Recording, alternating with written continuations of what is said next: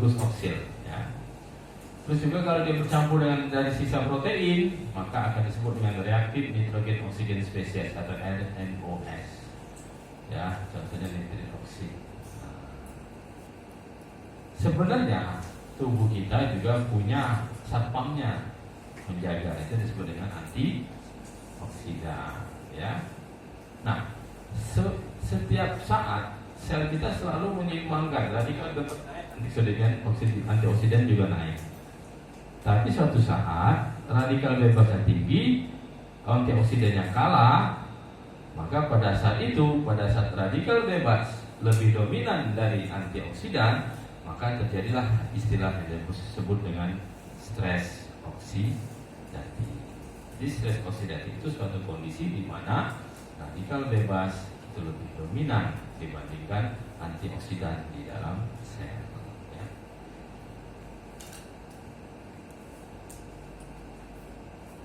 Nah, sumber radikal bebas atau sumber oksidan itu macam-macam. Yang jelas lahir dari dalam tubuh kita sendiri, ya, hasil metabolisme yaitu ROS, NOS, nitrit oksid, ya, yang pada level rendah dia ini sangat berguna menghancurkan corona. Nah, ya, menghancurkan virus, menghancurkan bakteri, dia sangat berguna, ya. Tapi kalau levelnya tinggi, timbul penuaan.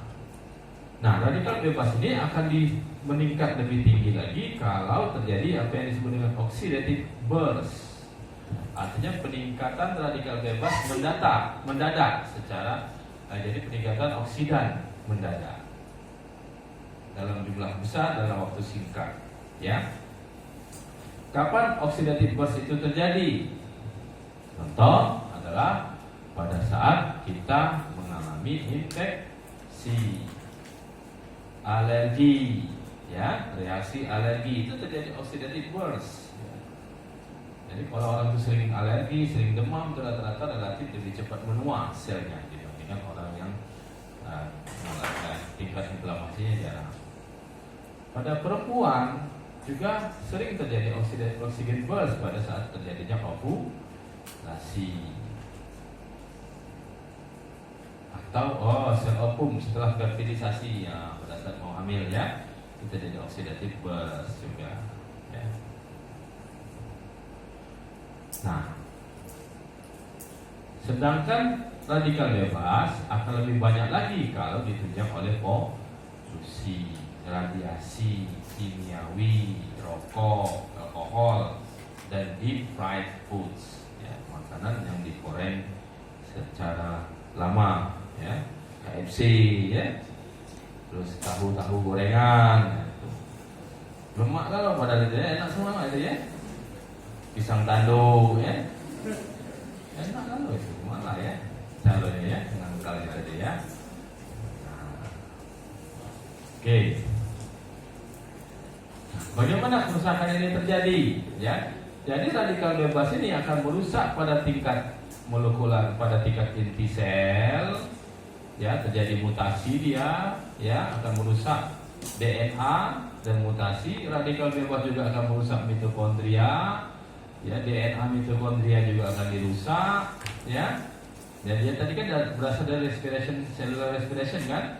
Kemudian dan oxidative burst dan employment. Jadi tiga hal ini menyebabkan peningkatan radikal bebas, merusak mitokondria, merusak inti sel, merusak organela, baik itu smooth maupun rough dari endoplasmic reticulum, ya, yang nanti lambat laun akan merusak kerusakan intak atau kerusakan dinding sel ini, ya, terjadi kerusakan protein dan kerusakan membran sel.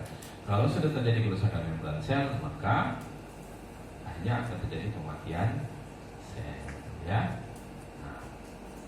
Nah, kematian sel ini terjadi begitu dinding selnya rusak, ya, karena sel ini banyak membentuk struktur-struktur kombinasi lemak dan protein, itu akan muncul plak-plak nanti, ya. Kalau di neuron itu akan disebut dengan plak beta amyloid, ya.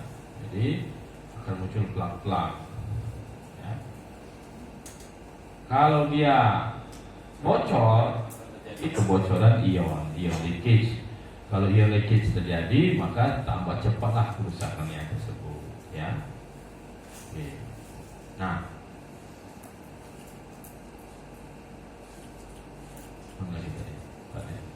terus juga ini pada level mitokondria, ya, setiap kali kita menghasilkan ATP, maka akan muncul radikal bebas. Ada ATP lagi, muncul radikal bebas, ya.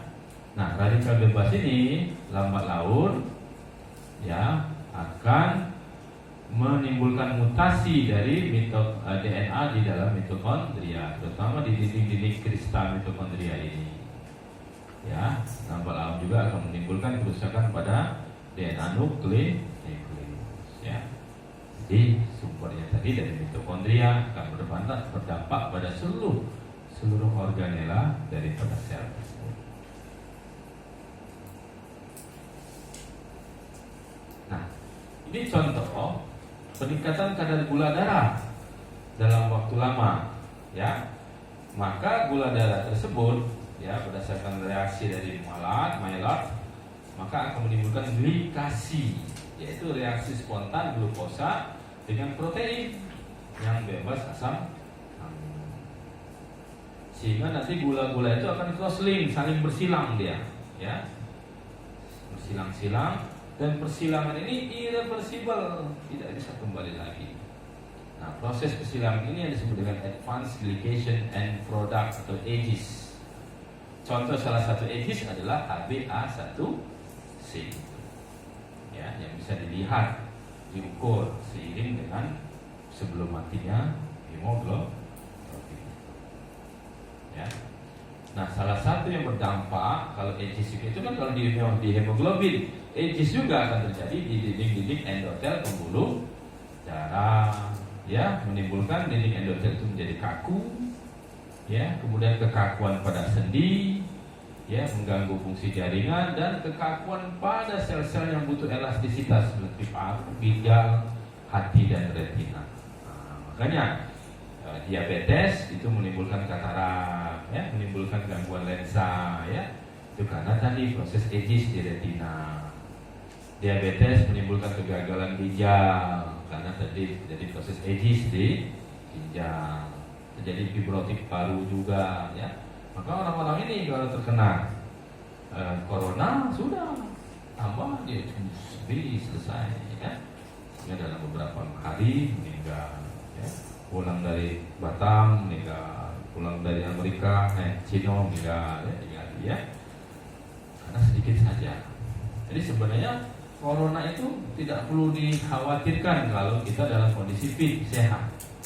Asal kita, buktinya kan banyak recover sudah, banyak sembuh kan, ya kan. Nah, meninggal itu karena tadi sudah ada pre-existing disease. Bayangkanlah kalau orang sudah PPOK disuruh sprint 200 meter, mati tak? Mati. Nah, itulah yang terjadi, ya.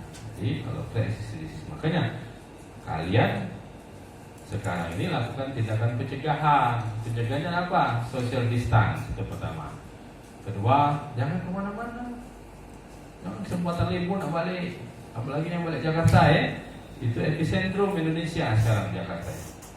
Makanya kata dekannya siapa balik dari Jakarta, kepala tak usah balik dulu lah sampai habis semester. Mudah blok aja, ya. ya kasih tahu mamanya, mama aku akan ke Jakarta nanti nular malah balik lagi ke Lembang.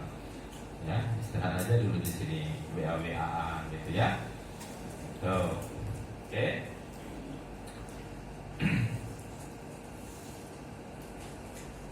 Nah, dampak dari kerusakan tadi kan berbagai level tuh, mulai dari mitokondria, mulai dari retikulum, endoplasma, nukleus, ya, akan menimbulkan reaksi apoptotik.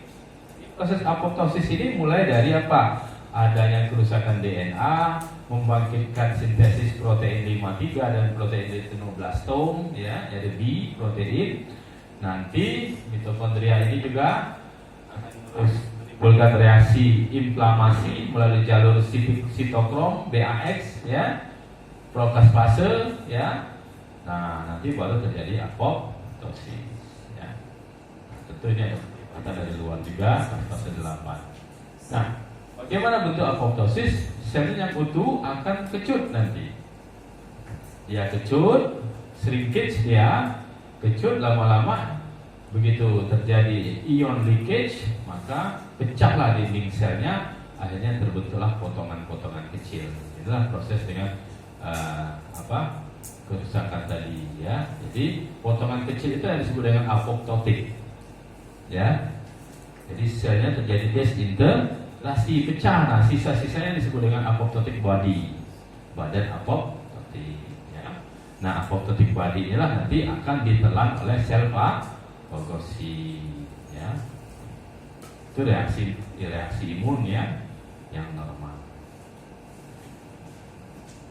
Oke. Nah, inilah reaksi dari radikal bebas.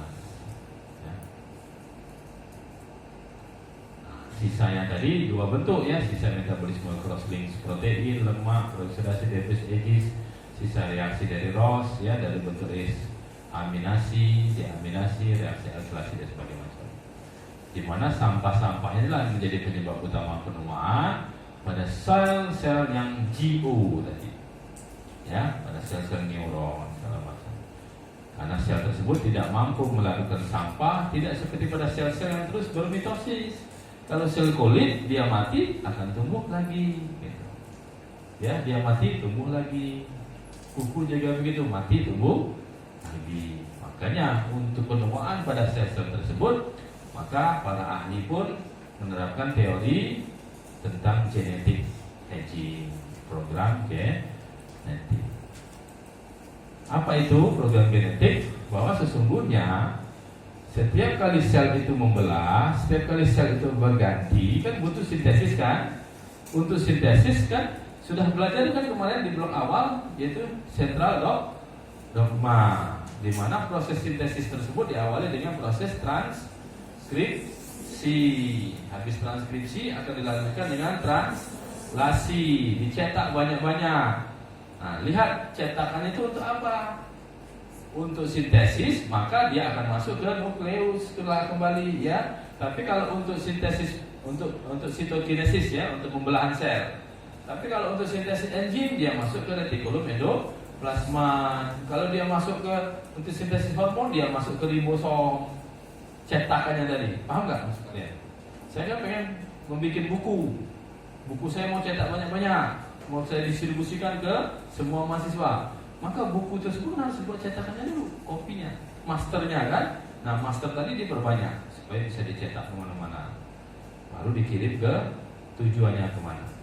Ya, itulah sentral dogma. Nah, kalau dia ke ribosom, jadi hormon lah dia. Kalau dia retikulum endoplasma, jadi enzim segala macam. Terus kalau dia mau membelah sel, masuk ke dalam inti sel kembali. Itu terjadi proses pembelahan sel. Ya, nah. Artinya setiap proses resintesis sel butuh cetakan. Nah, bisa ditangkap? Oh, enggak. Ada yang goyang? Apa goyang? Ada nyenggol, sate. Untung enggak apa-apa ya. Mahal ya. Oppo. Xiaomi. Oh, Xiaomi. Nah, oke. Ya. Nah, cetakan ini itu muncul dari telomer untuk sitogenetik ini tadi, sitogenesis ya. Muncul dari telomer. Telomer itu apa? Ujung lengan dari kromosom yang melindungi ujung dari kromosom ini. Setiap kali pembelahan terjadi, telomer pun dikirim, potong, masuk. Nah, lah habis lagi, keriput lagi kulit gitu, potong lagi ya, masuk lagi, berkali-kali dipotong, setiap kali keriput, potong lagi, potong rambut muncul, potong lagi, gitu kan, seperti itulah. Nah, lama-lama panjang telomer ini rata-rata 15.000 pasangan basah atau base pair, ya, 15.000 base pair. Setiap kali dia memendek, ya irreversible. Katanya sih rata-rata sampai, pegang aja lah kali nah, di situ lah. Pegang. Bisa. Pegang aja lah. Bisa. Cut dulu, cut. Udah. Ya, yakin? Ya. Jadi 15.000 ini dipotong terus sampai 50 sampai 70 kali memotong. Bila tinggal 5.000 base pair ini, base pair ya tulisannya, pasangan basah, matilah sel itu. Ya. Nah, bisa dipercepat pemendekannya kalau terjadi mutasi atau gaya hidup. Bisa juga diperlama proses pemendekannya karena gaya hidup tadi. Nah, menurut Sahihul Hikayat, panjang telur terpanjang di dunia ini itu dimiliki oleh ras Yahudi. Nah, ya mereka itu paling panjang telomernya, ya. Makanya katanya rata-rata usianya panjang gitu ya. Jadi, oke. Nah, di senescence tadi, begitu telomernya sudah habis, ya akan menimbulkan pembangkitan protein yang sama dari protein 53 dan dari tinoblastom. Kemudian terjadilah proses inflamasi tadi, inflamasi seluler ya, yang tadi saya ceritakan tadi, ya. Yang ini terjadi proses sama proses pengikutannya. Nah, terjadi proses ini juga, ya, terjadi proses yang sama, ya. Proses yang sama ini akan menimbulkan apoptosis, ya. Terjadi kerusakan struktur jaringan dan penyuaan, ya. Nah, kalau dia selnya mati, begitu selnya mati, kalau telomernya masih panjang, memicu proses cetakan telomer yang baru, ya. Sel senescence muncul, memicu pembentukan telomer yang baru.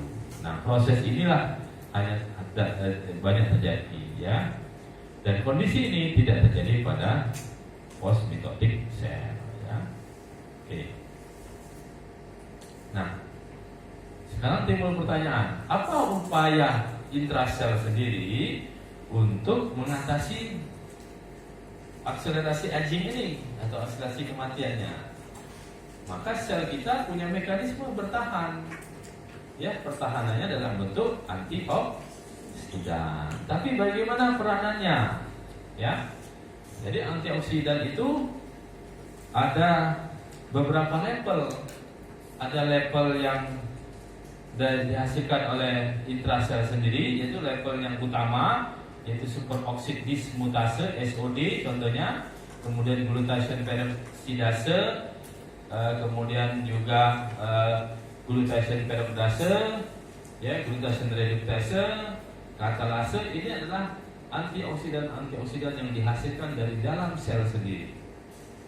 Para ahli sudah sangat berusaha keras, ya, pada tahun era 2000-an menghasilkan SOD ini, ya, supaya bisa dikonsumsi dari luar. SOD ternyata agak sulit.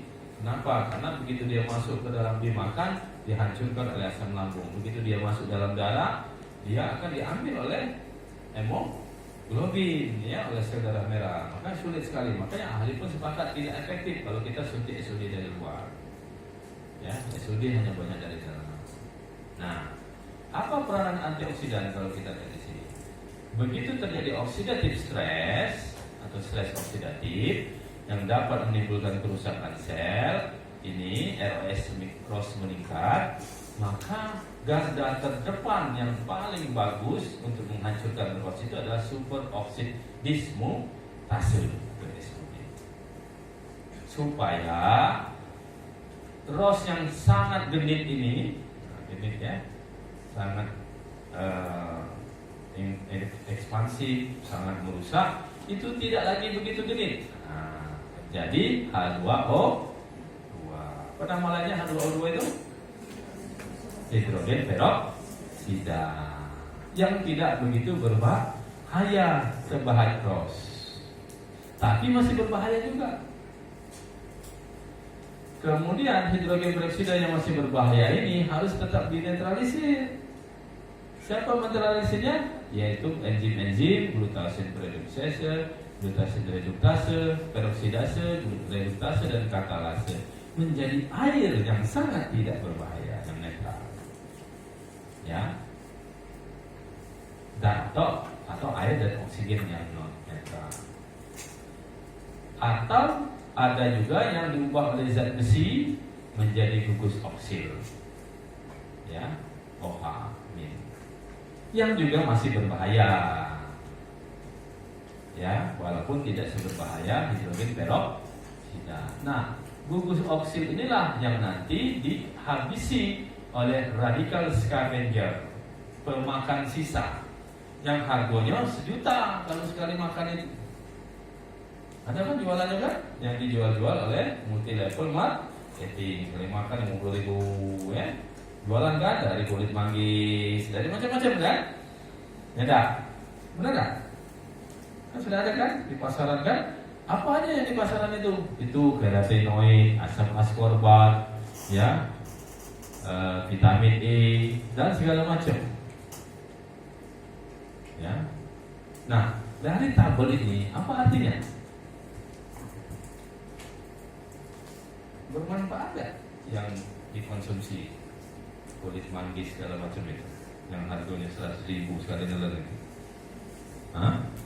Tidak begitu bermanfaat, walaupun memang ada gunanya juga, ya, tapi tidak seefektif dengan superoksid dismutase. Ya, makanya hati-hati, ya, kita seringkali menjadi konsumen atau menjadi agen pemasaran mereka. Ya, ini boleh vitamin C, vitamin E, ya, makan aja IV vitamin C itu ya, 10 rupiah sekali dalam. Yang kecil-kecil itu kan, yang produksi IP ya, 10 rupiah. Oh, tipe dalam. Atau mungkin sekarang jadi sudah 25 rupiah. Nah, ya, harga segini kan berapa? Cuman 15.000 kali ya, isinya 100 itu kan. Itu udah cukup ya, vitamin C. Gak usah yang mahal-mahalnya ya. Nah, lantas akhirnya dengan adanya grafik seperti ini, maka para ahli pun sepakat kalau begitu untuk menghambat penuaan, konsumsi ini tidak menjamin dia hanya memakan yang tidak berbahaya. Sisa-sisanya baik. Kalau ini preman besar, ini preman kecil, ini cuma copet kecil yang pacet dimakan tadi kan. Nah, kita bagaimana menghabisi preman besarnya ini? Ya, itulah usaha kita. Nah, bagaimana dengan suatu proses anti-aging yang berkembang pada era tahun 1990-an yang disebut dengan hormone replacement therapy. Ya, dulu orang percaya bahwa aging itu terjadi karena estrogen yang turun. Salah satu penyebab menghambat estrogen itu adalah estrogen itu ya menghambat degeneratif ya. Maka berlaku hormon